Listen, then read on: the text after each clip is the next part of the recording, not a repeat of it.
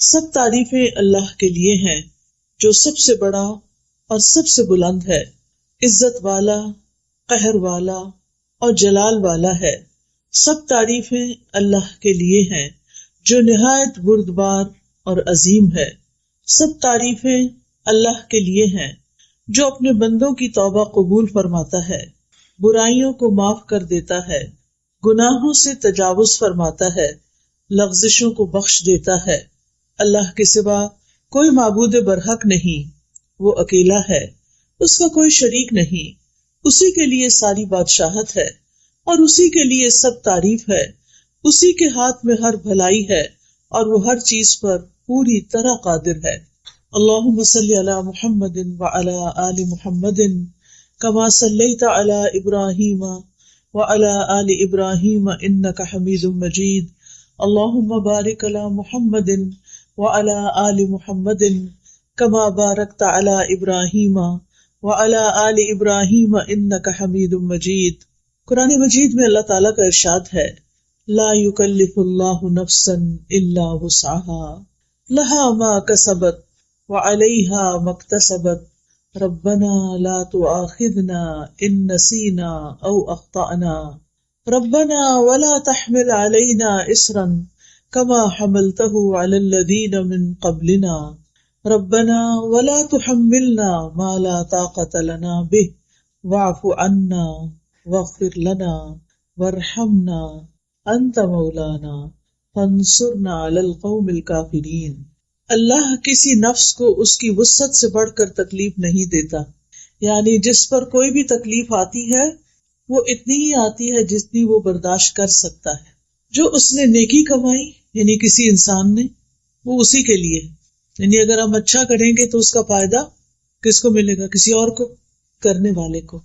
اور جو اس نے برائی کمائی، برا کیا، وہ اسی کے ذمے ہے۔ اچھا کریں گے تو اپنے فائدے کے لیے، برا کریں گے تو اپنے ہی سر لیں گے۔ اے ہمارے رب، اگر ہم بھول جائیں یا ہم خطا کر بیٹھے تو ہماری پکڑ نہ کرنا۔ کتنی خوبصورت دعا ہے، کیونکہ ہم انسان ہیں نا، ہم بھول جاتے ہیں، ہم سے غلطیاں ہو جاتی ہیں، پھر ہم غلطی کر کے کس کے پاس جائیں؟ اللہ ہی کے پاس، کیونکہ اللہ تعالیٰ ہی معاف کرنے والا ہے۔ تو یا رب، غلطی ہو جائے تو ہمیں پکڑنا نہیں۔ اے ہمارے رب، ہم پر ایسا بوجھ نہ ڈالنا جیسا تو نے ہم سے پہلے لوگوں پر ڈالا تھا۔ اے ہمارے رب، اور تو ہم سے وہ بوجھ نہ اٹھوا جسے اٹھانے کی ہم میں طاقت نہیں، اور ہم سے درگزر فرما اور ہمیں بخش دے اور ہم پر رحم فرما، تو ہی ہمارا مولا ہے، بس کافر قوم کے مقابلے میں ہماری مدد فرما۔ یہاں پر اللہ سبحانہ وتعالیٰ نے اپنے قانون سزا اور جزا کے بارے میں کچھ قاعدے اور اصول بتا دیے ہیں۔ پہلی بات تو یہ کہ اللہ تعالیٰ بندوں پر ان کی طاقت سے بڑھ کے بوجھ نہیں ڈالتا۔ دوسرا یہ کہ انسان کو وہی ملے گا جو اس نے کمایا ہوگا، خود کیا ہوگا، محنت کی ہوگی۔ ہاں یہ ضرور ہے کہ اگر کسی نے ایک نیک کام کی بنیاد رکھ دی اور اس کے اثرات اس کی موت کے بعد بھی جاری رہے تو وہ نیکی اس کے نامہ اعمال میں جمع ہوتی رہے گی۔ اسی طرح اگر کسی نے کوئی برا کام شروع کیا، برا ٹرینڈ سیٹ کیا اور وہ مر گیا تو اس کے بعد بھی لوگ جتنے اس برائی میں ملوث ہوں گے اس کا گناہ بھی اس کے ساتھ جائے گا۔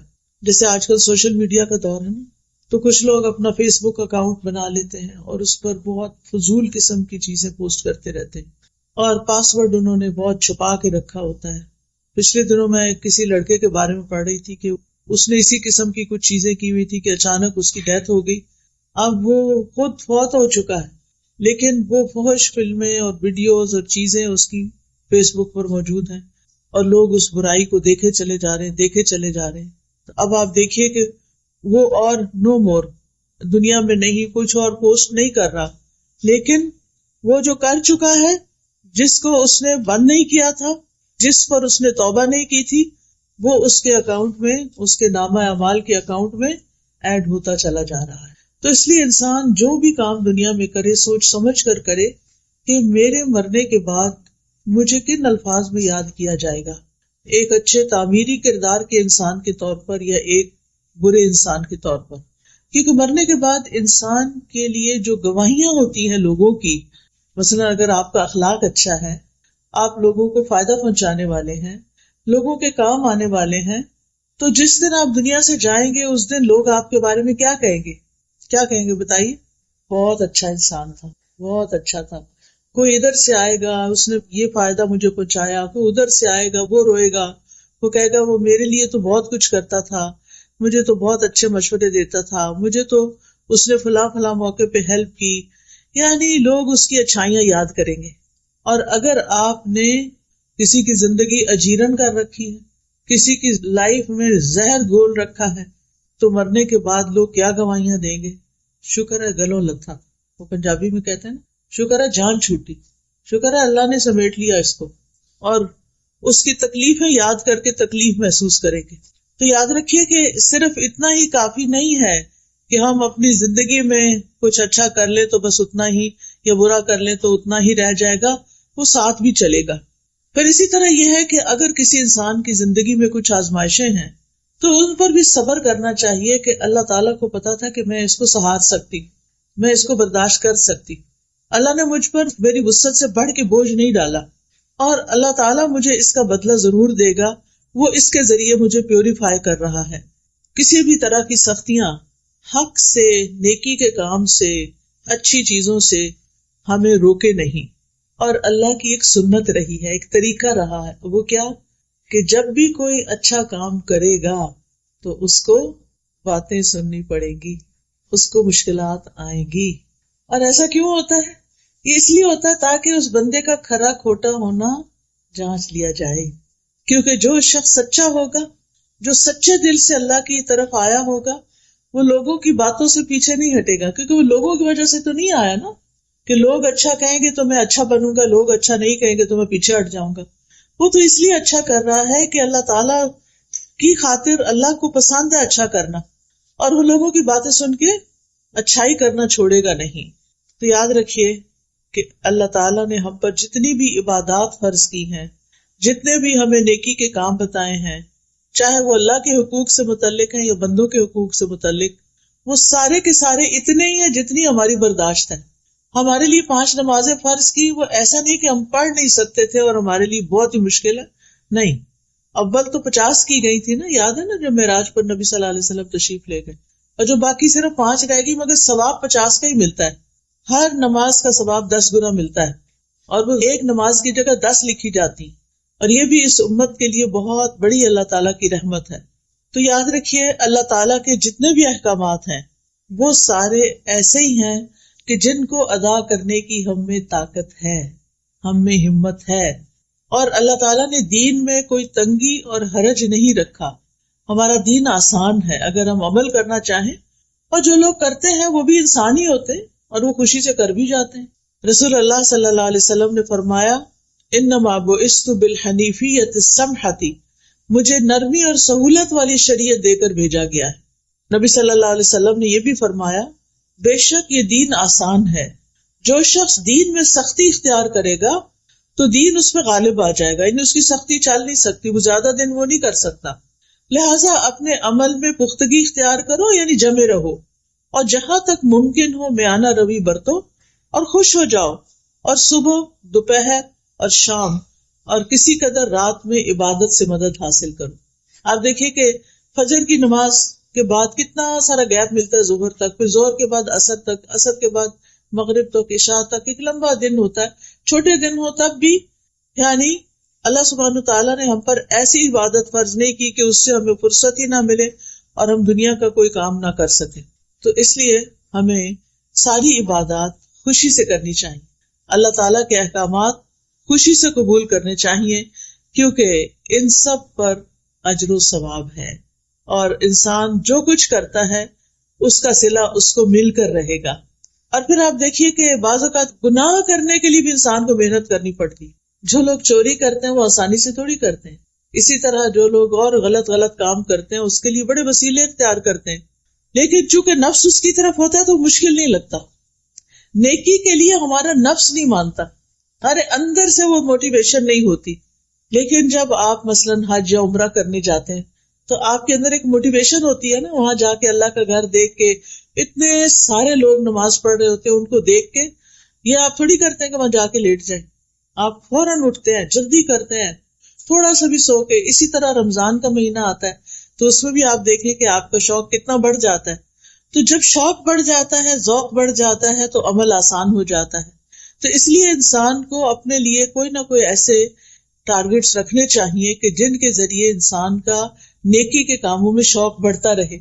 ایسے لیکچرز میں جائیں، مساجد میں جائیں، جمعہ خطبہ اٹینڈ کریں، ایسی مجالس اٹینڈ کریں، ایسے ہاسپٹلز میں جائیں جہاں پر بیماروں کو دیکھ کے آپ کا دل پسیجے. کبھی کبھی قبرستان جائیں اور جا کے دیکھیں کہ اس سے پہلے کے لوگ کہاں پڑے ہیں آج، جن کے عالی شان گھر تھے، جن کے پاس جیولری تھی، کپڑے تھے، سب کچھ تھا، لیکن آج وہ زمین کے اندر ہیں.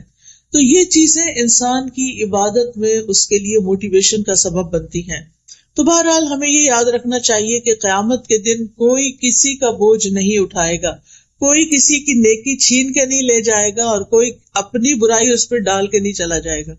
دنیا میں تو ایسا ہوتا ہے نا کہ ہماری چیزیں بعضوں کا دوسرے لوگ نکال لیتے ہیں، چرا لیتے ہیں، لے جاتے ہیں. کبھی گھر کے اندر بھی ہوتے ہیں، سسرال میں بعض سسرالی لوگ ان کی چیزیں استعمال کرنا شروع کر دیتے ہیں.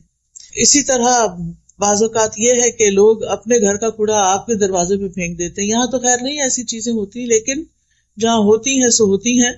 تو یہ اللہ تعالیٰ کا ہم پر بہت بڑا احسان ہے کہ اللہ سبحانہ تعالیٰ نے ہم پر ہماری وسعت سے بڑھ کے بوجھ بھی نہیں ڈالا، اور ہماری نیکی کو ہمارے لیے لکھا، اور ہمارے گناہ کو بھی ہمارے لیے، کسی اور پہ نہیں ڈالا، اور کسی کا ہم پہ نہیں ڈالا.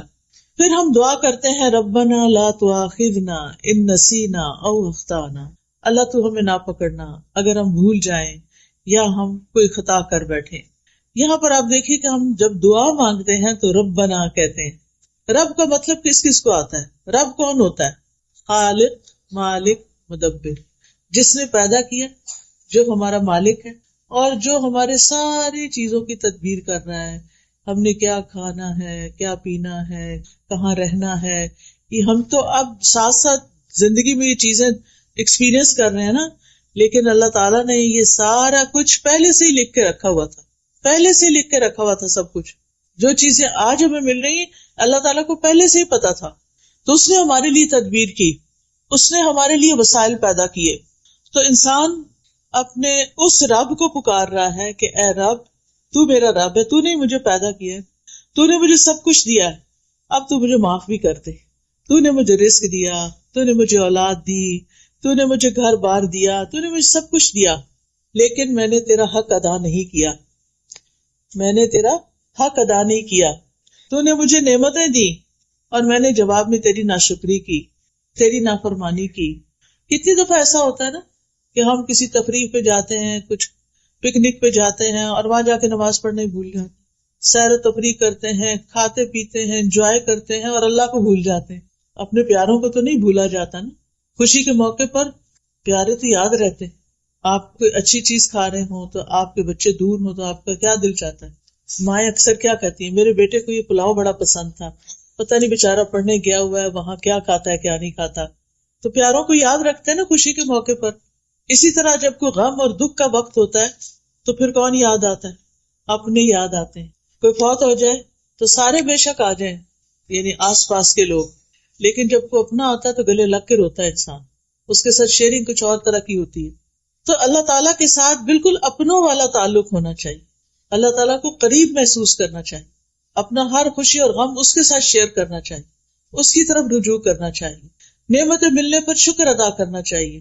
تکلیف آنے پر اس سے صبر مانگنا چاہیے اور دعا کرنی چاہیے. اور یہاں پر انسان کیا کہتا ہے؟ ربنا لا تؤاخذنا ان نسینا. نسینا کا لفظ ہے نا نسیان سے. نسیان کہتے ہیں کسی معلوم چیز سے غافل ہو جانا، اس کو بھول جانا. چابی رکھ کے کہیں بھول گئے، پتا ہے کہ چابی میری ہے، کون سی ہے، کیسی ہے، لیکن پتا نہیں چل رہا کہاں رکھ دی ہے. یعنی ایک چیز جس کو انسان جانتا ہو پھر وہ اس کے دماغ سے غائب ہو جائے تو اس کو ہم بھول جانے کا نام دیتے ہیں. اور خطا جو ہے وہ نافرمانی کرنا ہوتا ہے، مخالفت کرنا.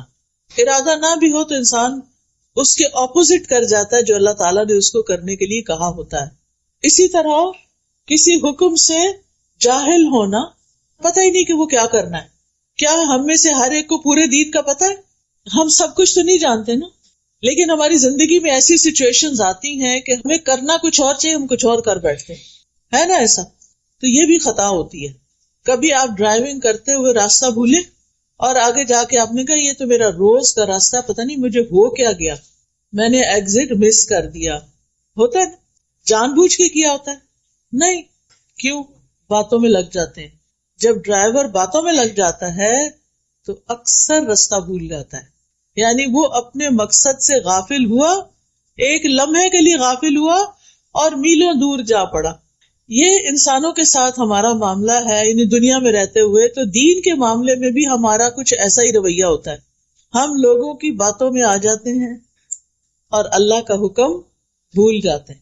ہم کوئی اچھا کام کرنے جا رہے ہوتے ہیں کہ لوگ کہتے ہیں لو یہ تم فلاں کام کرنے، کہیں چیریٹی میں دے رہے ہوتے ہیں نا، تو کہتے تو ان کو دینے کی نہیں ضرورت، ان کے پاس بہت فنڈز ہیں. ٹھیک ہے.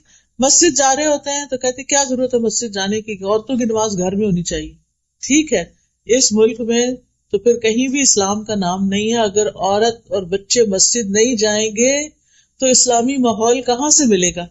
تو بہرحال میرا کہنے کا مطلب یہ ہے کہ انسان جب جانتے بوجھتے ہوئے بھول کا شکار ہو جاتا ہے تو اس سے غلطی ہو جاتی ہے. اب غلطی ہو گئی، چاہے بھول کے ہوئی چاہے غفلت سے ہوئی، غلطی تو غلطی ہے نا. اب جب آپ نے ایسا کر لیا تو اس کے بعد کوئی ریگریٹس ہوتے ہیں کیا؟ ایگزٹ مس کرنے پر کوئی ریگریٹ ہوتا ہے؟ دل چاہتا ہے گھر ہی نہ جاؤ، آپ ادھر ہی بیٹھ جاؤ. کیا کر لیا، اتنے منٹ میں پہلے ہی لیٹ ہو رہی تھی اور لیٹ ہو گئے. سارے پیچھے سے بولنا شروع کر دیتے ہیں جو گاڑی میں بیٹھے ہوتے، بجائے اس کے کہ تسلی دی اچھا کوئی بات نہیں. ہم دوسروں کو اکثر پرووک ہی کرتے رہتے ہیں. خاص طور پہ میں خواتین سے کہوں گی کہ بچوں کی تربیت میں بڑے صبر و تحمل سے کام لیں. آپ گھر میں ایک سینٹرل رول پلے کرتے ہیں. آپ کے اوپر آپ کے ہسبینڈ ہیں، ہسبینڈ کے اوپر ان کا باس ہے، آپ کے نیچے آپ کے بچے ہیں اور بچوں کے بھی لیولز ہیں. ایک بچہ، پھر اس سے چھوٹا بیٹا ہے، پھر بیٹے سے چھوٹی بیٹی ہے، بیٹی سے چھوٹا پھر بیٹا ہے. آپ کہاں کھڑے ہیں؟ بیچ میں کھڑے ہیں نا. اگر آپ اسٹرانگ ہوں گے، آپ کے ری ایکشنز اچھے ہوں گے تو گھر کا ماحول بڑا خوبصورت ہوگا. اب ہوتا کیا ہے، باس نے کیا کیا، میاں کو، آپ کے ہسبینڈ کو کچھ کہہ دیا، اس کو چڑھ گیا غصہ. کیا وہ باس کے آگے بول سکتا ہے؟ نہیں، کیونکہ نوکری چلی جائے گی اگر بولا تو وہاں تو نہیں بولنا. اب وہ ادھر تو چپ رہا. جب گھر آیا اور کھانا کھانے لگا اور کھانے میں تھوڑا سا نمک تیز تھا، کیا ہوگا؟ غصہ کس پہ نکلے گا؟ بیوی پہ. اب بیوی کو غصہ آیا ہوا ہے، اب وہ میاں کے آگے بول نہیں رہی کہ میں صبر کر رہی. ٹھیک ہے کہ ابھی آئے ہیں، تھکے ہوئے آئے ہیں، اب اگر میں نے بولنا شروع کیا کہ میں سارا دن یہ اور یہ کرتی رہی ہوں، اگر تھوڑا سا نمک زیادہ ہو تو کیا ہوا؟ کیونکہ شوہر نے بھی اوور ریئیکٹ کیا. بات اتنی بڑی نہیں تھی، تھوڑا بہت اونچ نیچ تو ہو ہی جاتی، اور کئی دفعہ ایسا ہوا تو کچھ بھی نہیں کہا. آج چونکہ پیچھے سے غصہ لے کے آئے تھے لہٰذا کہیں تو نکالنا تھا. یاد رکھیے، یعنی ہماری ہیومن نیچر یہ ہے کہ ہم جب غصہ کرتے ہیں تو وہ اندر بھر کے رکھتے ہیں، اس کو ختم نہیں کرتے، اسے جانے نہیں دیتے، ریلیز نہیں کرتے. اب کھانے کی میز پہ ماں بھی بیٹھ گئی، بچے بھی بیٹھ گئے. اچھا، بچوں کی عادت یہ ہوتی ہے کہ کھانا کھاتے ہوئے وہ کیا کرتے ہیں، کبھی ہاتھ پاؤں ہلاتے ہیں، کبھی ٹانگیں ہلاتے ہیں، کبھی ایسے میز پہ لیٹ جاتے ہیں، کبھی کچھ کرتے ہیں. اچھا، ماں نے پانی کا گلاس بھر کے رکھا ہوا تھا سائڈ پر، تو بچے نے ایسے ہی کھیل کھیل میں ہاتھ مارا، وہ نیچے جا گرا. اب کیا ہوگا؟ اب ماں کا جو غصہ بھرا ہوا تھا وہ کس پہ نکلے گا؟ بچے پہ. اور تھوڑا سا نکلے گا یا زیادہ نکلے گا؟ ٹھیک ٹھاک نکلے گا. اچھا، اب بچہ وہاں سے اٹھ کے چلا جائے گا، جا کے صوفے پہ بیٹھ کے اپنا موبائل نکالے گا اور کچھ کھیل کھیلنے لگے گا. اتنے میں جو چھوٹی بہن تھی وہ کسی چیز سے کھیل رہی تھی، وہ لگا آ کے اس بچے کو. اب وہ بچہ کیا کرے گا؟ اب بچہ غصہ اتارے گا، دونوں کی فائٹنگ شروع ہو گئی. اچھا، اب وہ جو چھوٹی تھی جس کو پڑی بھائی سے، اب اس کے دل میں غصہ ہے ابھی بھی، وہ جا کے اپنا بھالو اٹھاتی ہے اور اس کو پٹک پٹک کے مارتی ہے اس کو. یہ ہوتا ہے گھروں میں، ٹھیک ہے نا. لیکن اگر ہم جو بیچ میں ہے نا، بیچ میں ماں، آپ کہیں گے ساری باتیں ماں کو سناتی ہیں، سب کچھ ماں ہی کرے، میں ہی سب پسوں، میرے اوپر ہی سارا کام ہے، میں ہی سارا برداشت کروں، میں ہی. نہیں، اللہ نے آپ کو یہ مقام دیا ہے، اللہ نے آپ کو ممتا دی ہے، محبت دی ہے. آپ شوہر یا ساس کی باتوں سے غصے میں آ کے اپنے بچوں کی تربیت خراب نہ کریں. بچے صرف آپ کے لیکچر نہیں سنتے، بچے سی سی ٹی وی کیمرہ جو ہوتا ہے نا، اس کی طرح باریک آنکھ سے ہر کچھ دیکھ رہے ہو. کھیل رہے ہوتے ہیں، کان ان کے سارے آپ کی طرف ہوتے ہیں، ماما کس سے باتیں کر رہی ہیں، کیا باتیں کر رہی ہیں. اگر وہ آپ کا موڈ آپ دیکھتے ہیں تو پریشان ہو جاتے ہیں، اگر آپ اوور ایکسائٹیڈ ہیں تو ضرور کمنٹ کریں گے. اچھا پھر کیا ہوتا ہے، جو آپ کر رہے ہوتے ہیں نا وہ بھی وہی کرنا شروع کر دیتے ہیں، اور فار لائف ان کے اندر وہ عادتیں آ جاتی. تو یہ سلسلہ ختم نہیں ہوتا. ہونا کیا چاہیے کہ پہلے شخص سے جو غلطی ہوئی ہے نا، جو باس سے غلطی ہوئی، اگر وہ اللہ سے ڈرتا ہے تو اس کو اللہ سے بھی معافی مانگنی چاہیے، اور جس پہ زیادتی کی اس سے بھی معافی مانگنی چاہیے. کیا جو ہم سے چھوٹا ہو اس سے سوری نہیں کرنا چاہیے؟ کرنا چاہیے. اگر آپ باس ہیں اور آپ نے چھوٹے پہ زیادتی کر لی اور آپ کو ریئلائز ہو گیا، آپ کا ضمیر بول اٹھا ہے کہ میں نے زیادتی کی ہے، تو پھر کیا کرنا چاہیے؟ سوری کر لیں. کیا صرف بندے سے سوری کرنا چاہیے یا کسی اور سے بھی؟ یس، بندے سے تو آپ نے سوری کر لیا، اللہ سے بھی کرنا ہے، کیونکہ آپ نے ایک انسان کو ناحق تکلیف پہنچائی ہے. چلو بندوں نے معاف کر دیا، یا صرف اللہ سے توبہ کرنا کافی ہے یا بندوں کو بھی سوری کرنا ضروری ہے؟ بندوں کو بھی کرنا. اگر پہلا شخص جس نے زیادتی کی تھی وہ سوری کر لیتا بات ختم ہو جاتی، لیکن اس نے سوری نہیں کی. آپ کو پتا نا، قابیل نے حابیل کو قتل کر دیا تھا. اب ہوتا کیا ہے، اب تک دنیا میں قتل کا جو سلسلہ چل رہا ہے اس کے گناہ کا ایک حصہ قابیل تک جاتا ہے. قیامت کے دن اس کا گناہ کتنا بڑا ہوگا، پہاڑوں جتنا، اس سے بھی بڑا، اور وہ بھی قتل کا گناہ.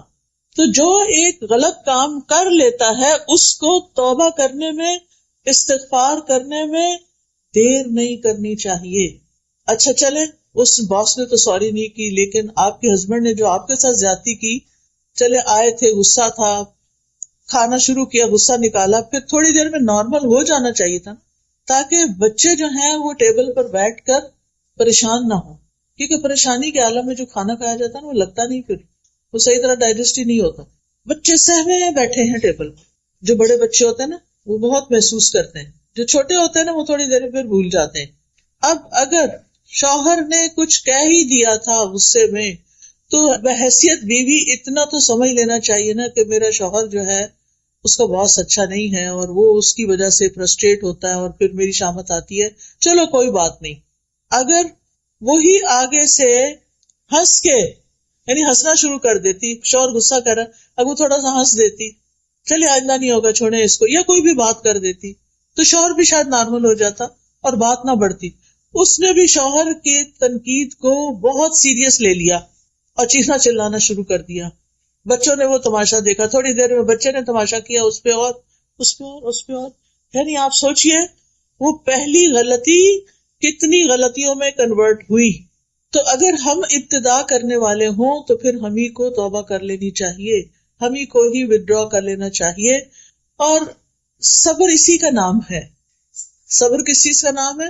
کہ اگر کسی نے کچھ کہہ دیا نا تو کہا کرے او جانے، کوئی بات نہیں، جسٹ اگنور. اپنے آپ کو کہا کرے اگنور کر دو، چھوڑو پرے، اس بیگیج کو اٹھانے کی کیا ضرورت ہے، جانے دو، انسان ہے نا، بس ہو گیا. کوئی اچھی چیز یاد کر لے اس کی. جن انسانوں کے ساتھ آپ کی روزمرہ ڈیلنگ ہوتی ہے، آپ کو چاہیے کہ آپ ان کی خوبیاں ٹپس پر یاد رکھیں کہ ان کے اندر یہ اور یہ اور یہ خوبی ہے، تاکہ جس وقت وہ کوئی خرابی کرے تو آپ کیا کریں، فوراً گردان پڑھ لیں، ان کے اندر یہ اور یہ اور یہ خوبیاں ہیں. خاص طور پر ہسبینڈ کی خوبیوں کا ضرور پتا ہونا چاہیے کہ وہ ہمارے لیے کہاں کہاں کتنے معاون ہیں، مددگار ہیں، سپورٹر ہیں، ان سے ہمیں کیا کیا فائدے ملتے ہیں. آپ سوچئے کہ اگر میری شادی ان سے نہ ہوتی تو میں کہاں ہوتی، پاکستان کے ایک گاؤں میں. یہ بہت سی خواتین کی یہ کہانی، وہ کہاں سے اٹھ کر شادی کی وجہ سے کہاں آ پہنچی. آپ سوچا کریں کہ اگر میری ان سے شادی نہ ہوتی تو یہ میرے بچے کہاں سے آتے، جن کو میں بہت ہی پیار کرتی. کیونکہ بعض اوقات ہم کہتے ہیں نا اس شخص سے ہمیں کچھ نہیں کبھی ملا، اللہ نے اس کے ذریعے آپ کو بچے دیے ہیں، اس پر آپ شکر ادا کریں. تو اس کے علاوہ بھی کوئی اس نے آپ کو کہیں ویکیشن پہ لے کر گیا ہوگا، کوئی شاپنگ کرائی ہوگی، عمرے پہ لے کر گیا ہوگا، کچھ تو کیا ہی ہوگا نا. آخر ہر انسان کے اندر، ٹھیک ہے کچھ لوگوں کی اچھائیاں زیادہ ہوتی ہیں تو وہ اوپر آ جاتی ہیں اور برائیاں دب جاتی ہیں، کچھ لوگوں کی بری عادتیں اتنی زیادہ ہوتی ہیں کہ ان کی اچھائیاں بھی، جو بڑی بڑی اچھائیاں ہوتی ہیں وہ بھی دب جاتی ہیں. تو نتیجہ کیا ہوتا ہے کہ ہم پھر ساری زندگی جل جل کے کڑ کڑ کے گزارتے ہیں. ہمارا شیطان ہمارے ساتھ جو لگا ہوا ہے نا ہر وقت، وہ کیا کرتا ہے، جب کسی سے کوئی ذرا سی ہمیں تکلیف پہنچے نا، اس کی 10 اور تکلیفیں یاد کرا دیتا ہے. اس نے وہاں بھی یہ کیا تھا، فلاں موقع پہ بھی کیا تھا، پچھلے اگلے زخم سارے تازے ہو جاتے ہیں پھر. تو آپ نے الٹ کرنا ہے اس کا. دیکھیں اگر آپ کے ہاتھ یا بازو کا کوئی حصہ جل جاتا ہے تو آپ کیا کرتے ہیں؟ مزید آگ میں دیتے ہیں اس کو؟ کیا کرتے ہیں؟ برف لگاتے ہیں. اچھا، اور کیا لگاتے ہیں؟ آئس لگا کے، اور بھی تو کچھ لگاتے ہوں گے. کون سی میڈیسن لگاتے ہیں آپ؟ وہ کہتے ہیں ٹوتھ پیسٹ لگاتے ہیں، کچھ لوگ ہنی لگاتے ہیں.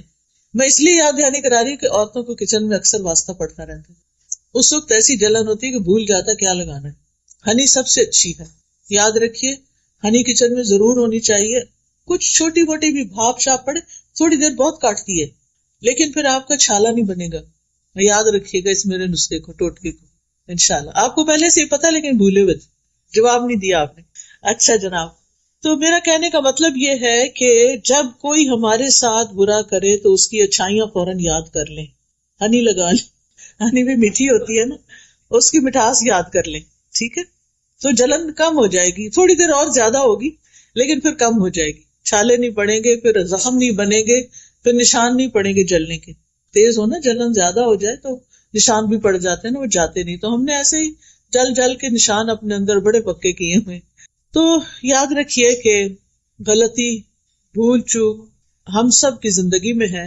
نبی صلی اللہ علیہ وسلم نے فرمایا، بے شک اللہ نے میری امت سے غلطی، بھول اور جس چیز پر لوگوں کو مجبور کر دیا جائے اس سے درگزر فرمایا.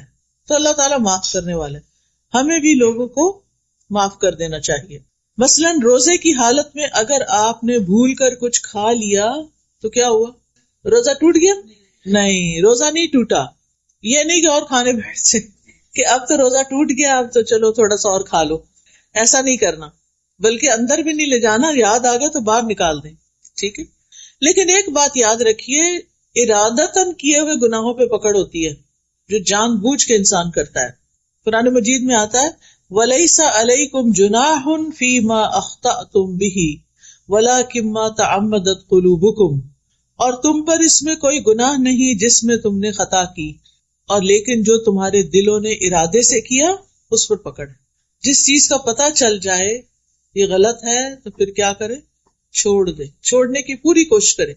نہ چھٹ رہی ہو وہ برائی، اللہ سے خوب دعائیں شروع کر دیں، اللہ میں اپنی اس بری عادت سے بہت تنگ ہوں، میں یہ غلط کام نہیں کرنا چاہتی لیکن I can't help myself، بار بار میں اس میں جا پھسلتی ہوں، گر جاتی ہوں. مثلاً اگر آپ کو سیل فون پر کوئی بری چیز دیکھنے کی عادت پڑ گئی ہے، آپ کا وقت بھی ضائع ہوتا ہے، آپ کی نگاہیں بھی خراب ہوتی ہیں، تو آپ اس سے چھٹکارا چاہتے ہیں، پھر اللہ کی مدد لیں، استغفار کریں، توبہ کریں اور اس ایپ کو ڈیلیٹ کر دیں. ٹھیک ہے، اور اس کے قریب نہ جائیں. لا تقربوا الزنا، آنکھوں کا بھی زنا ہوتا ہے نا، جب انسان فحش چیزیں دیکھتا ہے. قرآن مجید میں آتا ہے ولا تقربوا الزنا، زنا کے پاس بھی نہیں جانا. تو بہرحال ہم سے غلطیاں ہوتی ہیں، اللہ کے حق میں بھی ہوتی ہیں اور بندوں کے حق میں بھی ہوتی ہیں، اور پھر وہ غلطیاں بوجھ بن جاتی ہیں ہمارے اوپر. تو ہمیں دعا کرنی چاہیے، ربنا ولا تحمل علینا اصرا کما حملته علی الذین من قبلنا، اللہ ہم پہ وہ بوجھ نہ ڈال جو ہم سے پہلے لوگوں پہ ڈالے. یعنی دین کے معاملے میں ہم پر وہ ذمہ داریاں نہ آئیں جو ہم اٹھا نہ سکیں، یا ہم کوئی ایسا عہد نہ کسی سے کریں جس پہ قائم نہ ہو سکیں. اللہ ایسا گناہ نہ کر بیٹھے جس کی توبہ نہیں، کیونکہ شرک کی توبہ نہیں ہے نا. تو یہ نہیں کہ آپ کہیں کہ میں تو بھول گئی تھی، نہیں، شرک کسی حال میں معاف نہیں. تو اس کے بارے میں بھی دل میں رکھے کہ اللہ ہم سے شرک نہ ہو، یا یہ کہ ہمارے اوپر کوئی ایسے کام نہ آئے کہ جس کو ہم نبھا نہ سکیں، ایسی بیماری نہ آئے کہ ہم اٹھنے بیٹھنے کے قابل ہی نہ رہیں. اللہ سے دعا کرنی چاہیے کہ اللہ تعالیٰ برے بڑھاپے سے اور بدترین بیماریوں سے ہمیں بچا کے رکھنا. اب دیکھیے کہ جو بزرگ، ابھی میں گاڑی میں انٹر ہو ہی رہی تھی کہ ایک فون آ گیا، ایک آنٹی ہے کافی بزرگ، بیچاری اکیلی رہتی تھی، کہتی ہوں فجر کی نماز کے لیے اٹھی ہوں اور گر گئی ہوں، ریبس ٹوٹ گئی ہیں اور پتہ نہیں کیا کیا ہو گیا ہے، ہل بھی نہیں سکتی، ہاسپٹل میں پڑی ہوئی ہیں. ایسی دل کو تکلیف ہوئی.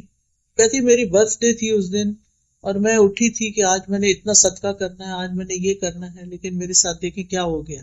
تو تو میرے لیے دعا کریں، آپ بھی دعا کریں اللہ تعالیٰ ان کو صحت دے اور ان کی تکلیف دور کرے۔ اب آپ سوچیں کہ جس شخص کی ربز ٹوٹ جائیں اس کے لیے تو سانس لینا بھی دوبھر، تو اللہ ہمیں کسی ایسی تکلیف میں نہ ڈالنا، ایسی مشکل میں نہ ڈالنا کہ ہم دوسروں پہ بوجھ بن جائیں۔ ربنا ولا تحملنا ما لا طاقت لنا به، اللہ ہم سے وہ بوجھ نہ اٹھوا جس کے اٹھانے کی ہمیں طاقت ہی نہیں، یعنی ایسے کاموں کی ذمہ داری ہم پہ نہ آئے جو ہم نبھا نہ سکیں۔ بعض اوقات ایسا ہوتا ہے کہ انسان کی زندگی میں ایسے حادثات ہو جاتے ہیں کہ انسان کو مجبوراً وہ ذمہ داریاں لینی پڑ جاتی ہیں۔ میری خالہ اللہ تعالیٰ ان پر اپنی رحمت نازل کرے، ان کے اپنے 11 بچے تھے، جو سب سے بڑا بچہ تھا اس کی کار ایکسیڈنٹ میں ڈیتھ ہو گئی، اس کی اور اس کی بیوی دونوں کی۔ 4 بچے چھوٹے چھوٹے پیچھے تھے، وہ بچ گئے۔ اب آپ خود سوچیں کہ جس خاتون نے اپنے اتنے بچے پالے اور 4 یتیم بچوں کو پالنے کی ذمہ داری ان پہ آ گئی، اور ایج ایسی تھی کہ جوان نہیں تھی اب، لیکن بڑی اچھی طرح انہوں نے وہ ذمہ داری نبھائی۔ لیکن ان کو دیکھ دیکھ کے رحم آتا تھا کہ کیسی آزمائش میں آ پڑی۔ ایک تو یہ کہ اللہ تعالیٰ کو پتا ہوتا کہ کون کیا بوجھ اٹھا سکتا ہے، لیکن پھر بھی ہم کمزور ہیں، کیونکہ پھر ہمارے منہ سے کوئی باتیں نکل جاتی ہیں کہ اللہ میرے ساتھ ایسا کیوں، یہ کبھی نہ جملہ بولیں۔ اللہ کو زیادہ پتا ہے کہ کسی کے ساتھ کیا ہونا چاہیے اور کیا نہیں ہونا چاہیے۔ تو شرعی احکامات میں بھی اور تقدیر کے حالات میں بھی اللہ سے آسانی مانگنی چاہیے کہ اللہ تعالیٰ ہماری تقدیر میں کوئی ایسی چیز نہ ہو جس سے ہماری زندگی دوبر ہو جائے، اور ہمیں ایسی مشقت میں نہ ڈالنا جو ہم اٹھا نہ سکیں۔ واعف عنا واغفر لنا وارحمنا، کتنی خوبصورت دعا ہے۔ اللہ ہم سے درگزر فرما، جو فرائض ادا کرنے میں ہم سے کوئی کوتاہی ہوئی ہے یا اللہ تو اس کو معاف کر دے، ہمیں بخش دے، ہم سے درگزر کر اور ہم پر مہربانی کر۔ ہم رحم کے قابل ہیں، ہم کمزور انسان ہیں۔ تو گناہگار انسان 3 چیزوں کا محتاج ہوتا ہے کہ جو معاملہ اللہ اور بندے کے درمیان ہے اللہ اسے درگزر کرے، اور دوسرا یہ کہ اللہ بندوں سے اس کے گناہ کو پردے میں رکھے۔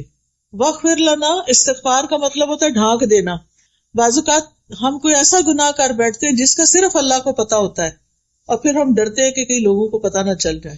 خاص طور پر جو ٹین ایج ہوتی ہے نا، اس میں انسان سے کوئی ایسی غلطیاں ہو جاتی ہیں بعض اوقات کہ جس پر ساری زندگی وہ پچھتاتا ہے۔ مثلاً بچوں کو نشے کی عادت کب پڑتی، کس ایج میں؟ ٹین ایج، جو پڑھائی کا سٹریس آتا ہے، جو بہت سے سٹریس آتے ہیں۔ پھر اسی طرح پڑھائی میں سیریس ہونے کی بجائے ایسے ریلیشن شپ میں گرفتار ہو جاتے ہیں کہ I love you and I miss you, سارا دن اسی میں گزار دیتے ہیں۔ اب جب نکلتے ہیں نا ٹین ایج سے باہر، 20s میں آتے ہیں اور حقائق سامنے آتے ہیں کہ پڑھا نہیں تو اب ہوگا کیا، اور نشے میں پڑ گئے تو اب کیا ہوگا، تو پھر اس وقت انسان سخت پریشان ہو۔ یہ دعا اپنے بچوں کو بھی سکھا دیں، چھوٹے چھوٹے بچوں کو بھی۔ تو گناہگار انسان 3 چیزوں کا محتاج ہوتا ہے کہ اللہ میرے سے جو گناہ ہو گیا جو اس کا صرف تجھے پتا ہے تو اس کو معاف کر دے، بندوں سے میرے گناہ کو ڈھانپ دے، اور تیسرا یہ کہ آئندہ کے لیے مجھ پہ رحم کر اور مجھے دوبارہ اس گناہ کے قریب نہ جانے دے، مجھے بچا لے۔ اور پھر آپ دیکھیے کہ کبھی انسان کے گناہ دل میں ہوتے ہیں، بدگمانیوں وغیرہ کی شکل میں، کبھی زبان میں ہوتے ہیں، کبھی جسم سے کر رہا ہوتا ہے۔ تو جو چیز دل میں ہے یا اللہ اس کا تجھے پتا ہے، تو اس کو معاف کر دے۔ جو ہم نے کر لیا جس سے منع کیا گیا تو اس کو تو ڈھانپ دے، اور آئندہ کے لیے ہمیں بچا کے رکھ۔ اور پہلے بخشش مانگی، گناہوں کو ڈھانپنا مانگا، اور پھر رحم مانگا، کیونکہ پہلے وہ خانہ خالی ہو نا، صاف ہو، تو پھر رحمت آئے گی، توبہ معافی ہو جائے گی تو پھر ہی اللہ کی رحمت آئے گی نا۔ اگر ہم نے توبہ معافی کی نہیں، مانگی نہیں، تو پھر باقی کیا ہوگا؟ انت مولانا، تو ہی ہمارا مولا ہے، تو ہمارا مالک ہے، تو ہمارا مددگار ہے۔ فانصرنا علی القوم الکافرین، تو ہمیں کافر قوم کے مقابلے میں مدد دے۔ اور یہ اللہ تعالیٰ ہی ایمان والوں کا حقیقی مولا ہے۔ تو یہ اللہ تعالیٰ کی بہت بڑی رحمت ہے کہ اللہ نے ہمیں یہ دعا کرنا سکھائی ہے۔ وہ ہمیں جانتا ہے نا، ہماری ضروریات کو بھی جانتا ہے، اس نے ہمیں مانگنا سکھا دیا۔ پھر اس سے بھی پتہ چلتا ہے کہ مانگنے کی چیزوں میں 3 اہم چیزیں ہیں مانگنے کی: عفو، درگزر، بخشش اور رحمت۔ پھر یہ کہ رب کے وسیلے سے مانگنا چاہیے، اس سے تکلیف دور ہوتی ہے، ربنا کہہ کے، ربی کہہ کے۔ اور پھر یہ کہ مومن بندوں کے لیے اللہ کی خاص رحمت ہوتی ہے۔ تو پیاری بہنوں، ہم سب انسان خطا کار ہیں۔ حدیث میں آتا ہے ہر انسان خطا کار ہے، اور بہترین خطا کار وہ ہیں جو توبہ کرتے ہیں۔ تو ہم سب کو توبہ استغفار کی ضرورت ہے۔ مومن سے بھی گناہ ہو جاتا ہے، متقی انسان سے بھی ہو جاتا ہے، پارسا، محسن، اعلیٰ درجے کے نیک انسان سے بھی غلطی ہو جاتی. کوئی انسان غلطی سے پاک نہیں. پیغمبر معصوم ہوتے ہیں، ہم معصوم نہیں، ہم سے غلطیاں ہوتی ہیں. نبی صلی اللہ علیہ وسلم نے فرمایا ہر مومن سے کوئی نہ کوئی ایسا گناہ ہو جاتا ہے جس کو وہ اکثر کر لیتا ہے، یا کوئی ایسا گناہ ہوتا ہے جس پر وہ قائم رہتا ہے، چھوڑ نہیں پاتا، اور اس کو چھوڑ نہیں سکتا حتیٰ کہ دنیا سے چلا جاتا ہے. کچھ عادتیں بن جاتی ہیں. بعض اوقات میں اتنی حیران ہوتی ہوں کہ ہم اتنی زیادہ زبان کی حفاظت کے بارے میں باتیں پڑھتے ہیں، لیکن جب میں لوگوں کا عملی رویہ دیکھتی ہوں تو وہ کوئی حفاظت نہیں کر رہے ہوتے. جو فضول بات، ہر بات میں کچھ نہ کچھ بولنا، خاموشی کی تو عادت ہی نہیں نا. تو میں سوچتی ہوں انہوں نے کبھی لیکچر کوئی سنا بھی ہے کہ نہیں. یعنی وہ اپنی بری عادتوں سے باز نہیں آتے، دوسروں کو تکلیف دینے سے باز ہی نہیں آتے. ان کی سرشت میں پڑا ہوا ہوتا ہے چبھتی ہوئی باتیں کرنا. ہم اگر تانے شانے نہ دیں تو ہمارا گزارا نہیں. کیا فرق پڑتا ہے؟ ضروری تو نہیں کہ ہر وقت دوسروں کو نصیحت کرتے رہیں. کوئی ضروری ہے؟ ایک شخص مسجد نبوی میں پیشاب کر رہا تھا، صحابہ دوڑے کہ اس کو مارے، اس کو روکے. آپ نے کہا تم رک جاؤ، اب وہ کر رہا ہے نا، کرنے دو. کیونکہ اگر وہ سال میں دوڑ پڑتا تو ایک جگہ کر رہا تو ساری مسجد خراب ہوتی. تو بعض اوقات اتنی سی بات ہوتی ہے چھوٹی سی، اور ہماری بد اخلاقی اس برائی کو بہت بڑا بنا دیتی ہے اور اس کے اثرات دور دور تک چلے جاتے ہیں. تھوڑا سا ٹنگ کو کنٹرول کر لیں. ہر چیز میں کمنٹ نہیں دیا کریں، ہر چیز میں اظہار خیال نہ کیا کریں، ہر چیز میں اپنی رائے دینے نہ بیٹھ جایا کریں. آپ اپنے آپ کو کیا سمجھتے ہیں؟ مجھے تو کبھی یہ سمجھ نہیں آتا کہ ہم کیا سمجھتے ہیں کہ ہم کون ہیں. ہم عالم ہیں، ہم مفتی ہیں، ہم مربی، ہم کون ہیں؟ ہم تو ایک عام انسان ہیں. ہمیں حق نہیں پہنچتا کہ ہم ہر وقت ٹوکا ٹوکی کرتے رہیں. کئی بزرگوں نے گھر میں لوگوں کی زندگی حرام کی ہوئی ہوتی ہے معذرت کے ساتھ. ان کے اپنے بچے ان کو چھوڑ کے بھاگنے کے لیے تیار ہوتے ہیں کہ کس دن ہماری کہیں اور جاب ہو اور ہم موو آؤٹ کریں. تو یہ سب کچھ کیا ہے؟ یہ ہمارے رویے ہیں کہ لوگ ہمارے ساتھ کمفرٹیبل نہیں ہوتے، لوگ ہمارے ساتھ رہنا نہیں چاہتے، کیونکہ ہم لوگوں کو اپنے رویوں سے بیزار کر دیتے ہیں. تو حدیث میں آتا ہے من سمت نجا، جو خاموش رہا، چپ رہا، اس نے نجات پائی. بعض اوقات کوئی دنیا کے کسی حصے کی طرف کی بات کر رہا ہوتا ہے، فلاں ملک میں یہ ہو گیا، اب ہم نے کوئی کمنٹ کرنا ہوتا ہے. انہوں نے کیا ہوگا نا کچھ خرابی، آ گیا نا ان پہ عذاب. بھائی کس نے آپ کو بتایا؟ آپ نے اللہ کا فیصلہ جان لیا کہ اللہ نے ان کو اس امتحان میں کیوں ڈالا. تو ہر بات بے بات پر نہ بولا کریں، خاموش رہنا بھی سیکھیں. اور بزرگوں کو خاص طور پہ میں کہوں گی، میں نہیں کہتی کہ بچوں کو کھلی چھوٹ ہے جو مرضی چاہیں. بچوں کے اندر بھی آپ دیکھیں بچے بدتمیزی سے بات کرتے ہیں، ہم ہنستے ہیں. آج کل کے بچے بڑے ہوشیار ہیں، آج کل کے بچے بڑے اسمارٹ ہیں، آج کل کے بچے بڑے کانفیڈنٹ ہیں. ایسے ایسے تعریفی جملے بول کے ان کی بدتمیزیوں کو ہم نے ملٹی پلائی کر دیا. تو بچوں کو بھی شے نہ دیں، جو غلط بات ہے اس کو چپ رہے، بالکل نہ ہنسیں، بالکل خاموش رہیں. صرف اپنی خاموشی سے بتائیں کہ مجھے یہ بات پسند نہیں آئی جو تم نے اپنی دادی کو کہی ہے یا تم نے اپنی نانی کو کہی ہے. کیونکہ بعض اوقات وہ ان کو بدتمیزی سے کہہ رہے ہوتے ہیں، نانی آپ تو یہ کہہ رہی تھی، اب آپ یہ خود کر رہی ہیں. تو اس طرح کی چیزیں جو ہیں ان کو شے نہیں دینی چاہیے. تو بہرحال کچھ عادتیں بڑی مشکل سے جاتی، اس کے لیے اللہ تعالیٰ سے دعا کرنی چاہیے. نبی صلی اللہ علیہ وسلم نے فرمایا مومن کو اس حال میں پیدا کیا گیا ہے کہ وہ فتنوں میں گرنے والا، توبہ کرنے والا اور بھولنے والا ہوتا ہے. یعنی باتوں کو بھلا دیتا ہے جو غلط قسم کے لوگوں کے رویے ہوتے ہیں. جب اسے نصیحت کی جاتی ہے تو وہ واعظ اور نصیحت قبول کرتا ہے، یعنی مان جاتا ہے بات کو، ریزسٹ نہیں کرتا. پھر یہ یاد رکھیے کہ غلط کام، غلط باتیں، زبان کی غلطیاں یہ جہنم میں لے جانے کا سبب بنتی ہیں. گناہ ذلت کا سبب بنتے ہیں. صغیرہ گناہ بھی، چھوٹے چھوٹے گناہ بھی بندے کو ہلاک کر دیتے ہیں. گناہوں کا ایک بوجھ ہوتا ہے جو قیامت کے دن لوگ اپنی پیٹھ پہ اٹھائے ہوئے ہوں گے. اس لیے ہمیشہ گناہوں سے معافی مانگتے رہنا چاہیے، کیونکہ جو گناہ کرنے کے بعد توبہ کرے گا اللہ تعالیٰ اس کو بخش دے گا. کیونکہ اللہ تعالیٰ غفور الرحیم ہے، بڑا بخشنے والا ہے. وہ دن اور رات توبہ قبول کرتا ہے. انبیاء بھی استغفار کرتے تھے. یہ بتائیے کہ نبی صلی اللہ علیہ وسلم دن میں کتنی بار استغفار کرتے تھے؟ 70 سے 100 بار. ٹھیک ہے، کیا ہم بھی کچھ دفعہ استغفار کرتے ہیں؟ ہم میں سے ہر بہن کو کم از کم 100 دفعہ یہ تسبیح ضرور پڑھنی چاہیے، استغفر اللہ و اتوب الیہ، استغفر اللہ و اتوب الیہ. ایک تسبیح لازماً ہر روز کیا کریں. کیوں؟ اس لیے کہ اگر نبی صلی اللہ علیہ وسلم جو معصوم تھے وہ 100 دفعہ استغفار کرتے تھے تو ہمیں نہیں کرنی چاہیے. ابراہیم علیہ السلام نے کیا دعا کی تھی؟ والذی اطمع ان یغفر لی خطیئتی یوم الدین، وہ ذات جس سے میں توقع رکھتا ہوں کہ قیامت کے دن وہ میری خطائیں معاف کر دے گا. موسیٰ علیہ السلام نے کیا کہا تھا؟ کسی یاد ہے موسیٰ علیہ السلام کی توبہ کی دعا جب ان سے وہ ایک شخص قتل ہو گیا تھا غلطی سے؟ رب انی ظلمت نفسی فاغفر لی فغفر له انہ هو الغفور الرحیم. یونس علیہ السلام نے کون سی دعا کی تھی؟ شابش. داؤد علیہ السلام نے رب اوزعنی ان اشکر نعمتک التي، اور پھر وظن داؤد انما فتنہ فاستغفر ربہ، استغفار کیا تھا انہوں نے.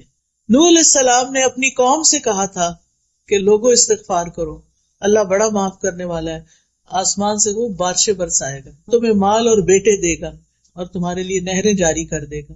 یہ استغفار کے فائدے ہیں. معافی مانگنے سے یہ کچھ ملتا ہے. آپ کی زندگی میں کسی بھی چیز کی کمی ہے نا، کوئی بھی آپ کا پرابلم ہے، آپ استغفار شروع کر دیں، اللہ تعالیٰ اس مسئلے کو حل کر دیں گے. گناہوں سے توبہ کریں. تمام لوگوں کو استغفار کا حکم ہے، اور ایمان والوں کی تو خاص صفت ہے وبالاسحار هم یستغفرون، کہ وہ سحری کے وقت استغفار کرتے ہیں. اور جو اللہ سے معافی کی امید رکھتا ہے اللہ تعالیٰ اس کو معاف کر دیتا ہے. اور بخشش مانگنے والے کے لیے اللہ کا وعدہ ہے کہ جب تک بندہ معافی مانگتا رہے گا اللہ تعالیٰ بھی اس کو معاف کرتا رہے گا. ہر بار گناہ کرنے پر سچی توبہ کرتے رہنا چاہیے، شرمندگی سے معافی مانگتے جانا چاہیے، اور جو استغفار کرے گا اللہ تعالیٰ اس کی بخشش فرما دے گا. حدیث میں آتا ہے رسول اللہ صلی اللہ علیہ وسلم نے فرمایا ہمارا رب تبارک و تعالی ہر رات کو اس وقت آسمان دنیا پہ آتا ہے جب رات کا آخری تہائی حصہ رہ جاتا ہے. وہ کہتا ہے کوئی جو مجھ سے دعا کرے تو میں اس کی دعا قبول کروں، ہے کوئی جو مجھ سے مانگے تو میں اسے عطا کروں، ہے کوئی جو مجھ سے بخشش طلب کرے تو میں اس کو بخش دوں.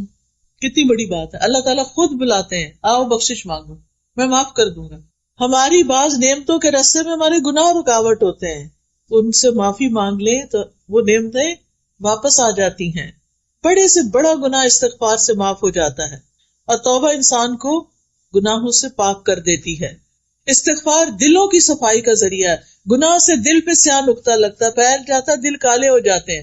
استغفار ان کو چمکا دیتا ہے.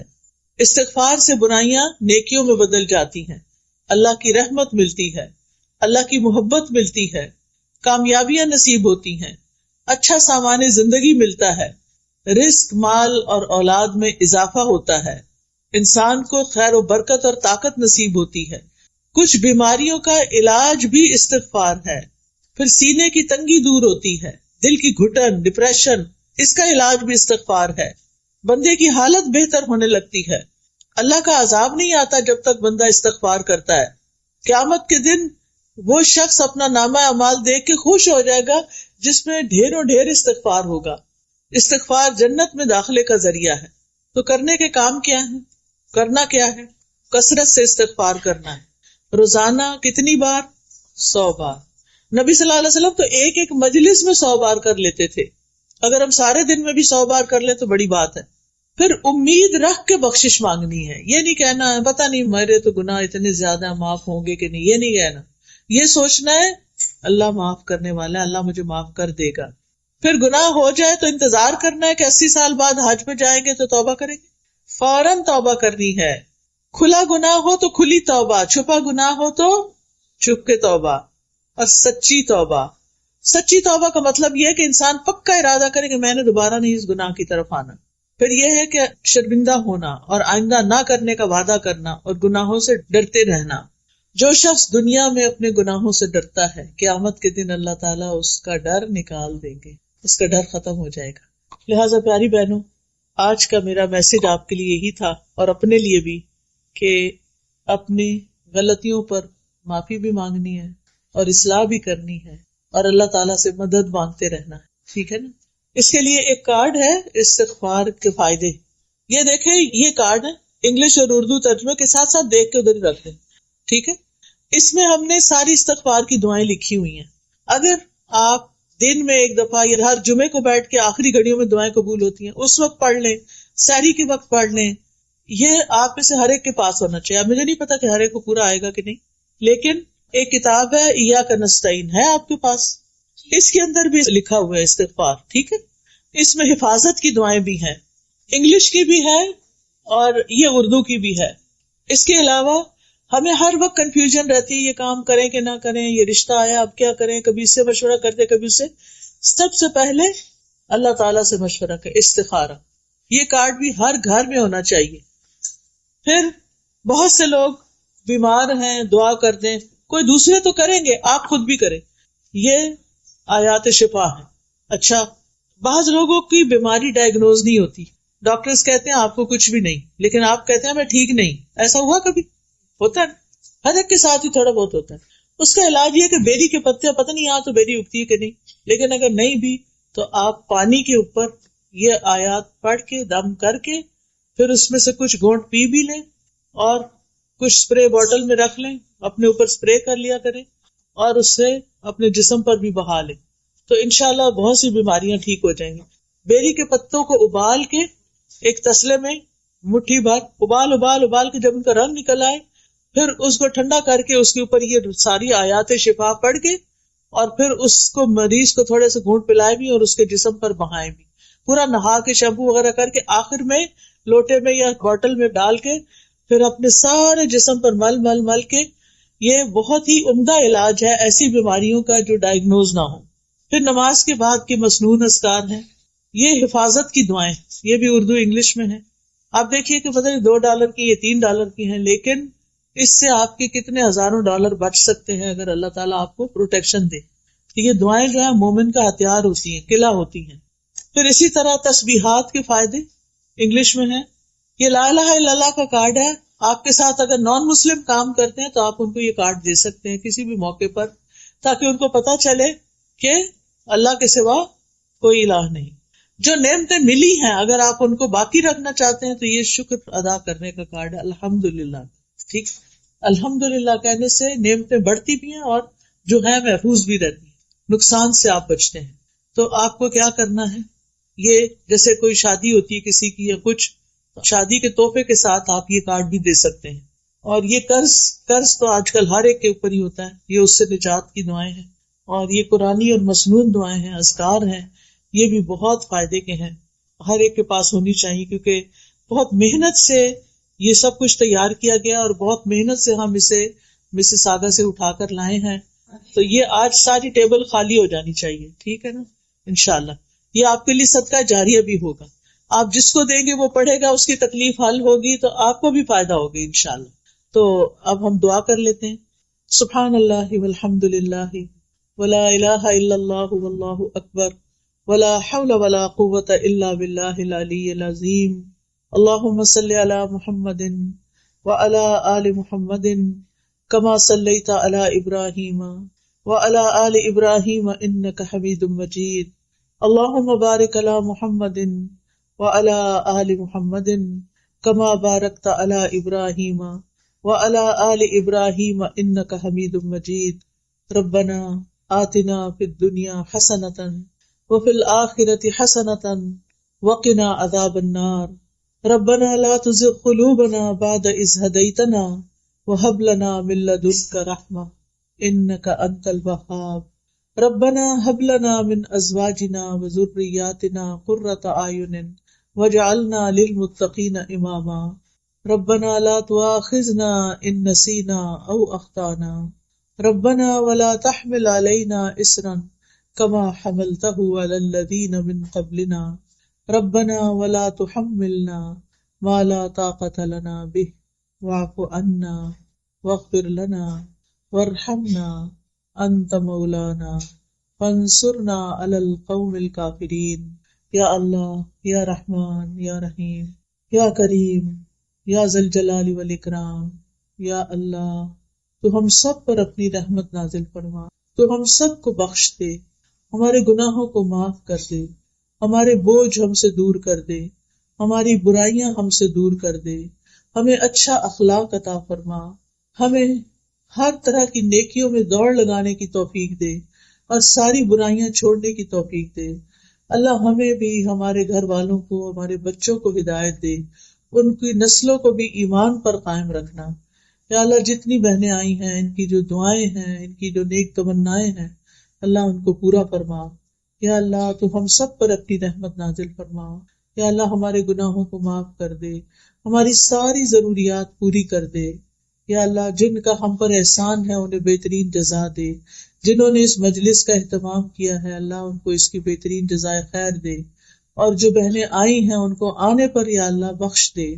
یا اللہ ہم سب کو نیکی کا امبیسڈر بنا دے اور برائیوں سے بچا لے۔ اللہ ہمارے بچوں کو رزق حلال عطا فرما، اللہ ان کی مشکلات آسان فرما۔ یا اللہ جن کی شادی نہیں ہوئی انہیں نیک رشتے عطا فرما۔ یا اللہ جن کی اولاد نہیں انہیں نیک صالح اولاد عطا فرما۔ یا اللہ فلسطین کے مسلمانوں پر اپنی رحمت فرما، اللہ ان کی مشکل آسان کر دے، اللہ ان کی حفاظت کر دے۔ یا اللہ ہمیں ان کے لیے کچھ کرنے کی توفیق دے۔ یا اللہ ہمارے گناہوں کو معاف کر دے۔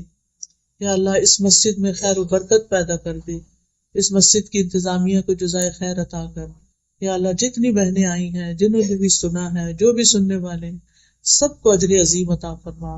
ہمارے والدین پر اپنی رحمت فرما، ہمارے فوت شدگان کی بخشش فرما دے، ہمیں نیکیوں کی توفیق دے۔